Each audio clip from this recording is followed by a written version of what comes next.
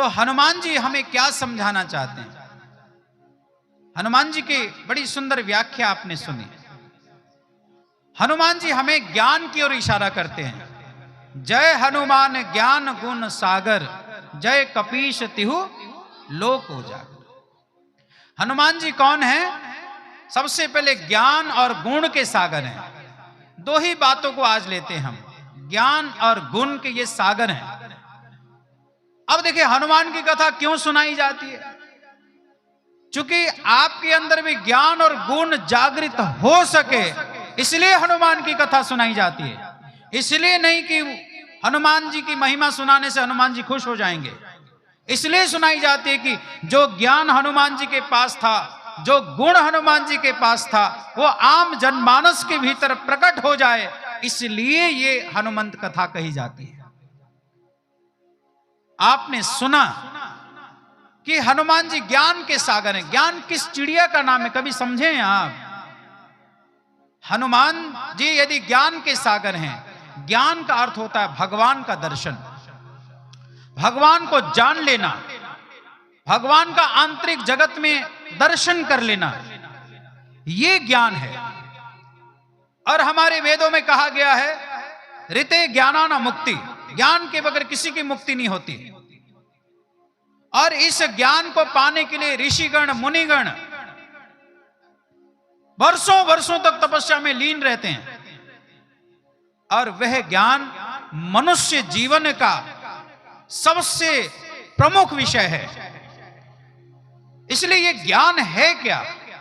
श्रीमद्भागवत गीता के 9वें अध्याय का पहला और दूसरा श्लोक मैं उच्चारण करने जा रहा हूं, ध्यान से सुनना। उसमें लिखा है, इदम तुते गुहे तमम प्रवक्ष्यामिन् स्वेवे ज्ञानम विज्ञान सहितम यज्ञित्वा मोक्ष से अशुभात राज विद्या राजगुह्यम पवित्रमिदमुत्तमम प्रतीक्षाव गम्यम धर्मम सुसुखम कर्तुमर्वव्यम। पहला श्लोक दूसरा श्लोक पढ़ लीजिएगा, चाहे गूगल सर्च कर लीजिए अभी। इसमें इसका अर्थ है, भगवान कृष्ण कहते हैं, हे पार्थ, मैं इस ब्रह्म ज्ञान को, इस ब्रह्म विद्या को तुम्हें देने जा रहा हूं। इदम तुते गुहे तमम प्रविच्छामिन् स्वेवे ज्ञानम विज्ञान सहितम, इस महान ज्ञान को मैं विज्ञान सहित प्रदान करने जा रहा हूं।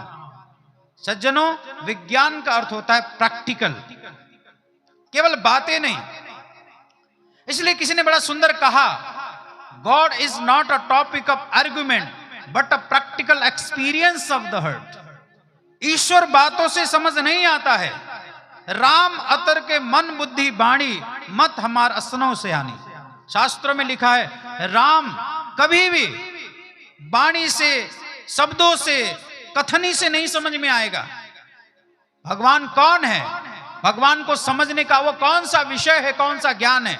ज्ञानम विज्ञान सहितम, इस ज्ञान को मैं प्रत्यक्ष रूप में, डायरेक्ट परसेप्शन ऑफ गॉड, ईश्वर की अंतर अनुभूति करवा करके मैं समझाना चाहता हूं, भगवान कृष्ण कहते हैं अर्जुन को। उसके बाद आगे क्या लिखते हैं, राज विद्या राजगुह्यम पवित्रमिदमुत्तमम। हे पार्थ, ये विद्याओं की जननी है। संपूर्ण विद्या इसी विद्या के माध्यम से प्रकट होती हैं। राजगुह्यम, ये अत्यंत गोपनीय है।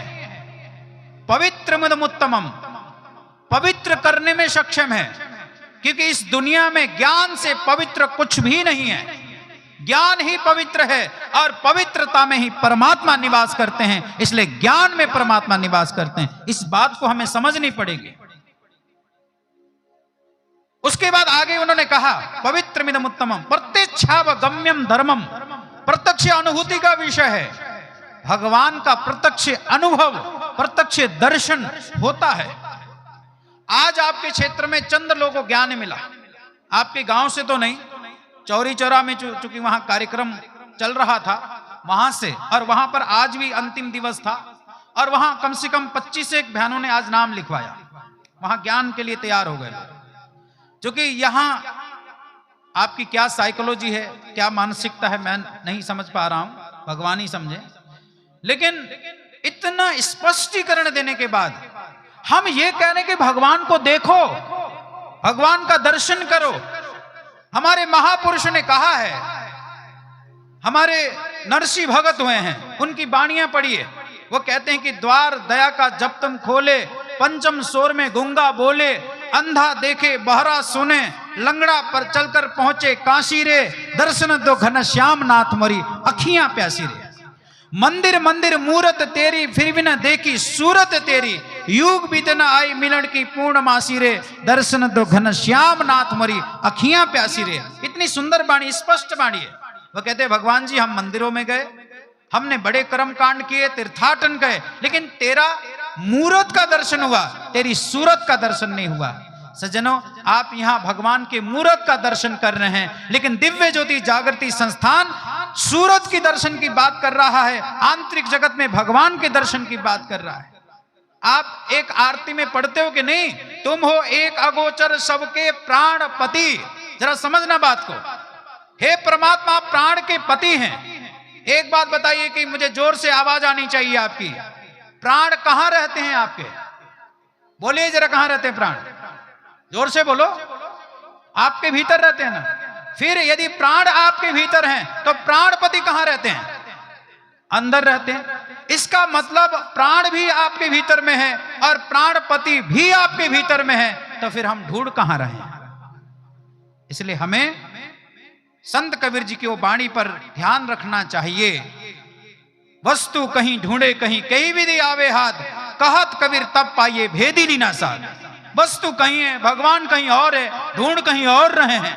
एक तरफ तो आप गंगा जल से खूब स्नान कर रहे हो, खूब नदियों में डुबकी लगा रहे हो, खूब कुंभ में जाकर के डुबकी लगा रहे हो, दूसरे पल घटाघट शराब पिए जा रहे हो, फिर कहते हमरा से बड़ा कोई भगत वही है ये नहीं कोई। कैसा भक्ति है सज्जनों? ये भक्ति वक्ति नहीं है। ये भक्ति का अर्थ होता है जुड़ना, ईश्वर का दर्शन करना, जो हमारे हनुमान जी कह रहे हैं। इसलिए वो कहते प्रत्यक्षा व गम्यम धर्मम सुसुखम कर्तुमर्भव्यम। ये प्रत्यक्ष अनुभूति का विषय है, सुख देने वाला है, करने में बहुत आसान है। उस महान राज विद्या, उस महान ब्रह्म ज्ञान की बात हमारे श्रीमद् भागवत गीता ने की, और उसी ज्ञान को हमारे हनुमान जी महाराज ने प्राप्त किया। जब ऐसा महान ज्ञान हमें प्राप्त होता है तो हमारे भीतर गुणों का भंडार प्रकट होता है। धृति क्षमा दमोस तेयम शोचम इंद्रिय निग्रह, निर्विद्या सत्यम क्रोधः दशकम धर्म लक्षणम। जिस धर्म को धारण करने से, जिस ज्ञान को धारण करने से हमारे भीतर पवित्र विद्या, आक्रोध, इंद्रियों में संयम, चोरी न करना, झूठ न बोलना, दया, शील, क्षमा, सारे के सारे गुण प्रकट होने लगते हैं, धर्म के गुण। यही गुण हमारे हनुमान जी के पास है। ये हनुमान जी की फिलॉसफी है, ये हनुमान जी का दर्शन है। हम केवल मतलब कि जय जय वीर बजरंगबली, जय जय वीर बजरंगबली, लेकिन इसकी फिलॉसफी क्या है? हनुमान जी समझाना क्या चाहते हैं? सज्जनों, आज हमारे हनुमान जी अष्ट चिरंजीवी में से एक आज यहीं बैठे हैं सूक्ष्म रूप में, आपको नहीं दिखाई पड़ रहे, अलग बात है।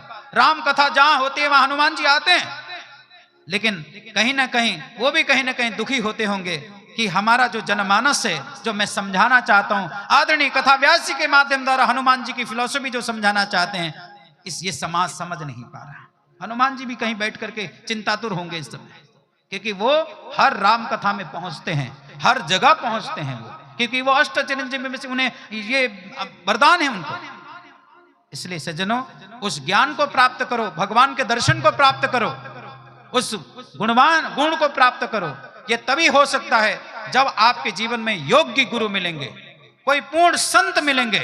पूर्ण संत का अभिप्राय केवल भगवान की बातें नहीं है, गुरु जब मस्तक में हाथ रखेगा, ये दृष्टि देखो यहां पर, इस दृष्टि को जब वो खोल देगा, आप अपने घट के भीतर में ईश्वर का दर्शन कर ले जाएंगे, भगवान का दर्शन कर लेंगे, भगवान को देखेंगे आप, तभी जाकर के ये राम कथा सुनना सफल है। काहे को जो है श्री रामचरितमानस, राम जन्म से पहले भगवान शिव और पार्वती का विवाह होता है। कभी विचार करते हैं आप इसके विषय में? भगवान शिव और पार्वती का विवाह पहले होता है, फिर राम का जन्म होता है। ये श्री रामचरितमानस में पूरी सिनेरियो है, क्योंकि हमारे भगवान शिव विश्वास के प्रतीक हैं। किसके प्रतीक हुए? जोर से बोलो, किसके प्रतीक हुए? और हमारी मां पार्वती श्रद्धा के प्रतीक हैं। जब तक मनुष्य के अंदर श्रद्धा और विश्वास नहीं होगा, वो कभी राम का जन्म भीतर में होने ही नहीं देगा। इसका मतलब हमारा श्रद्धा और विश्वास अभी जुड़ नहीं पाया, इसलिए राम प्रकट नहीं हो पा रहे। राम को प्रकट होने के लिए आधार दीजिए, नहीं तो सज्जनों इस लोक में नहीं तो उस लोक में जवाब तो देना पड़ेगा। कोई ब्रह्म ज्ञानी संत महापुरुष आए थे, जगाने के लिए आए थे, बोल रहे थे, 4-4 घंटा बोल रहे थे और बता रहे थे कि भगवान का दर्शन करो, लेकिन हम कर नहीं पाए। इस जगह यहां यदि जवाब नहीं दोगे वहां तो देना पड़ेगा कि नहीं, क्योंकि सज्जनों शरीर मरता है, बाकी हमारे भीतर की मन, बुद्धि, अहंकार, आत्मा, प्राण कुछ नहीं मरता, सब एज इट इज पड़ा रहता है। इसलिए मैं फिर से एक बार और एक हमने आदरणीय कथा व्यास जी से विनती की कि आप एक अनुमति दें कि परसों भी ये ज्ञान दीक्षा आपके क्षेत्र में रखी जाए।